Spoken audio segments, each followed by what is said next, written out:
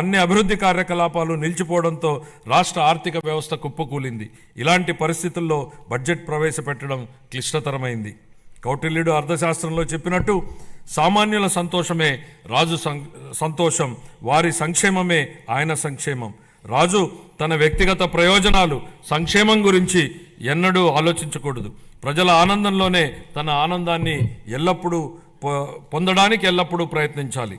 నందరాజ వంశపు దుర్మార్గపు పాలన తర్వాత సుసంపన్నమైన మరియు న్యాయపాలనను స్థాపించడంలో చంద్రగుప్త మౌర్యుడికి కౌటిల్యుడి మార్గదర్శకం వహించినట్లే గత ప్రభుత్వ పాలనలోని విధ్వంసకర విధానాల తర్వాత గౌరవనీయ ముఖ్యమంత్రి గారు పారదర్శక, సంక్షేమం మరియు శాంతి భద్రతలతో కూడిన పాలనతో ప్రగతిపథం వైపు నడిపిస్తున్నారు. మన రాష్ట్ర పునర్నిర్మాణం కోసం ముఖ్యమంత్రి గారు నిరంతరం శ్రమిస్తున్నారు. మన రాష్ట్రంలో లభ్యమవుతున్న మౌలిక సదుపాయాల అవసరాలను బేరీజు వేసి కొత్త ఆర్థిక వృద్ధి అంశాలను గుర్తించి కొత్త విధి విధానాలతో రాష్ట్ర పురోగమనానికి కావలసిన విధానాన్ని, సంస్కరణలను తీసుకువచ్చారు. గౌరవ ముఖ్యమంత్రి శ్రీ నారా చంద్రబాబు నాయుడు గారు మన రాష్ట్రాభివృద్ధి కోసం 1990వ దశకంలోనే విజన్ 2020 డాక్యుమెంట్ను రూపొందించారు. అప్పటి ప్రతిపక్షాలు ఆ ఆలోచనని విమర్శించాయి. కానీ నేటి హైదరాబాద్ను చూసినట్లయితే వారి విజన్ సాకారమైంది. ఇదే ఆయన దార్శనికతకు, సామర్థ్యానికి నిదర్శనం. మళ్ళీ 2024లో మరొక గొప్ప విజన్ను దిశానిర్దేశం చేస్తూ గౌరవ ముఖ్యమంత్రి గారు స్వర్ణాంధ్ర 2047కు శ్రీకారం చుట్టి రాష్ట్రాభివృద్ధికి మార్గనిర్దేశనం చేశారు. 15% పైగా రాష్ట్ర స్థూల దేశీయ ఉత్పత్తి వృద్ధి రేటును స్థిరంగా సాధించడం, తలసరి ఆదాయాన్ని పెంచడం, పేదరికాన్ని రూపుమాపడం ద్వారా అభివృద్ధి ఫలాలను అత్యంత అణగారిన వర్గాలకు అందించడమే దీని లక్ష్యం. మా ప్రభుత్వం స్వర్ణాంధ్ర 2047 దిశగా పనులను మొదలుపెట్టింది. ఇందులో భాగంగా పాత విధానాల్లోని లోపాలను సరిచేస్తూ నూతన ఇసుక విధానం, ఎక్సైజ్ విధానం, ఆంధ్రప్రదేశ్ పారిశ్రామిక అభివృద్ధి విధానం లాంటి ఎన్నో విధానాలను తీసుకొచ్చింది. అప్పులు చేయడమే తప్ప అప్పులు తీర్చడాన్ని మరిచిన గత ప్రభుత్వం తప్పుడు విధానాలను సరిచేస్తున్నాం. ప్రభుత్వం కాంట్రాక్టర్లను బ్లాక్ లిస్టులో పెట్టడం చూసాం.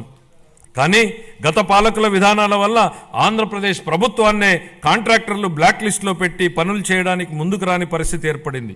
ఈ పరిస్థితి నుంచి రాష్ట్రాన్ని తప్పించాం. 24 నుండి రాష్ట్ర ఆర్థిక వ్యవహారాలను సమర్థవంతంగా నిర్వహించడం ద్వారా రాష్ట్ర ప్రభుత్వాన్ని గాడిలో పెడుతున్న విధి విధానాలను ముచ్చుకు కొన్ని తెలియజేస్తున్నాను. జూన్ 12, 2020 నాటికి ఉన్న 23,556 కోట్ల రూపాయలను, వేల కోట్ల రూపాయల బకాయిలను చెల్లించాం. అధ్యక్ష, గత ప్రభుత్వం 93 కేంద్ర ప్రాయోజిత పథకాలను నిలిపివేసింది. 9,371 కోట్ల రూపాయల బకాయిలను చెల్లించడం ద్వారా 74 పథకాలను మా ప్రభుత్వం పునఃప్రారంభించింది. దీనివల్ల కేంద్రం ప్రభుత్వం నుంచి మన రాష్ట్రానికి మరిన్ని నిధులు అందాయి. నీటిపారుదల, రహదారులు మరియు ఇతర పనులకు సంబంధించి 12,735 కోట్ల రూపాయల బకాయిలను చెల్లించడం వల్ల రాష్ట్ర ఆర్థికాభివృద్ధి పునరుత్తేజితమైంది.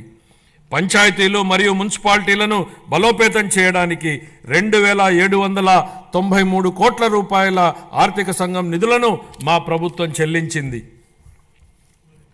ఎన్టీఆర్ భరోసా, ఎన్టీఆర్ వైద్య సేవ మరియు దీపం 20 పథకాలకు 31,613 వేల కోట్ల రూపాయల్ని మా ప్రభుత్వం విడుదల చేసింది. మన రాష్ట్ర అభివృద్ధికి ఎన్డీఏ కట్టుబడి ఉంది. గౌరవ ప్రధానమంత్రి శ్రీ నరేంద్ర మోడీ గారి సహకారంతో పోలవరం నీటిపారుదల ప్రాజెక్టు మరియు అమరావతి రాజధాని ప్రాజెక్టులను మా ప్రభుత్వం మళ్లీ పట్టాలెక్కించగలిగింది. 23-24 ఆర్థిక సంవత్సరంలో మూలధన పెట్టుబడుల కోసం కేంద్ర ప్రభుత్వాలు రాష్ట్రాలకు అందించే ప్రత్యేక సహాయంలో అయిన ఖర్చు కేవలం 4,090 కోట్ల రూపాయలు మాత్రమే. 24-25 ఆర్థిక సంవత్సరంలో మన రాష్ట్రానికి గణనీయంగా 7,200 కోట్ల రూపాయల మేర కేటాయింపులు పెరిగాయని గౌరవ సభకు తెలియజేయడానికి ఎంతో సంతోషిస్తున్నాను. మార్చి 31, 2025 నాటికి ఈ కేటాయింపులు మరింత పెరిగే అవకాశం ఉంది. మా ప్రభుత్వం పాలనా పగ్గాలు చేపట్టాక రాష్ట్ర ఆర్థిక వృద్ధి మళ్లీ గాడిలో పడింది. 24-25 ఆర్థిక సంవత్సరం మొదటి ముందస్తు అంచనాల ప్రకారం రాష్ట్ర స్థూల దేశీయ ఉత్పత్తి 12.94% వృద్ధి చెందింది. అన్ని ముఖ్యమైన రంగాలు మరింత బలం పుంజుకున్నాయి. వీటిలో వ్యవసాయం మరియు అనుబంధ రంగాలు 15.86%, పరిశ్రమలు 6.7% వృద్ధిని సాధించగా సేవల రంగం 11.7% వృద్ధిని సాధించగలిగాయి. జూన్ 2024 నుంచి అతి తక్కువ సమయంలోనే మా ప్రభుత్వం మేనిఫెస్టోలో ఇచ్చిన ఈ కింది ప్రధాన హామీలను నెరవేర్చింది. ఎన్టీఆర్ భరోసా పెన్షన్లను నెలకు 4,000 రూపాయలకు పెంచడం జరిగింది. పేదల కోసం 204 అన్నా క్యాంటీన్లను ఏర్పాటు చేయడం జరిగింది. దీపం పథకం ద్వారా ఉచిత సిలిండర్లను ఇవ్వడం జరుగుతోంది. అర్చకులు, ఇమాంలు మరియు మౌజన్లకు గౌరవ వేతనం పెంచడం జరిగింది.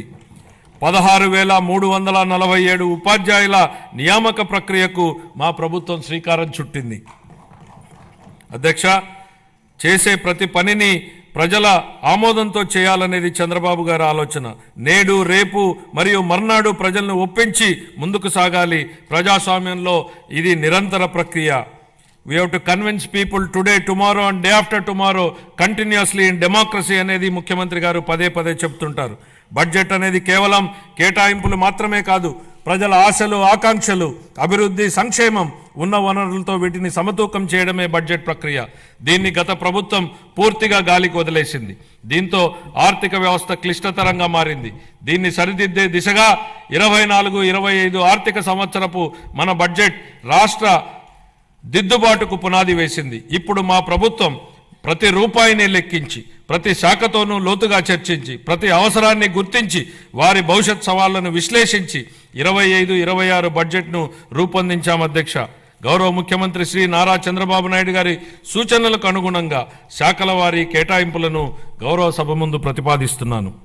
వ్యవసాయం మరియు అనుబంధ రంగాలు. ప్రముఖ వ్యవసాయ శాస్త్రవేత్త డాక్టర్ ఎంఎస్ స్వామినాథన్ గారి మాటలు నాకు గుర్తుకొస్తున్నాయి. వ్యవసాయం గాడి తప్పితే మరేదీ సక్రమంగా సాగడానికి అవకాశం ఉండదు. మన రాష్ట్ర వ్యవసాయ రంగం 62% జనాభాకు ఆసరాగా ఉంటూ మన ఆర్థిక వ్యవస్థకు వెన్నెముకగా నిలుస్తోందన్నది వాస్తవం.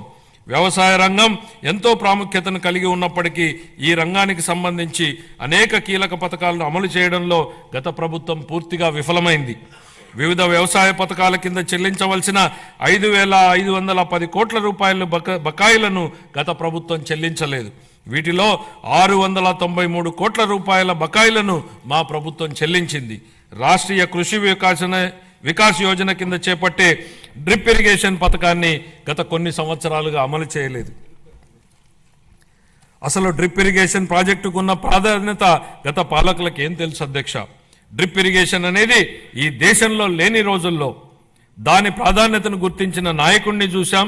దేశమంతటా డ్రిప్ ఇరిగేషన్ ఉన్న ఈ రోజుల్లో దాన్ని నిర్లక్ష్యం చేసిన గత పాలకుడిని చూశాం. ఈ సందర్భంగా డ్రిప్ ఇరిగేషన్ ఈ దేశంలోకి తొలి అడుగు ఎలా పెట్టిందనేది ఈ తరానికి తెలియజెప్పాల్సింది అధ్యక్ష.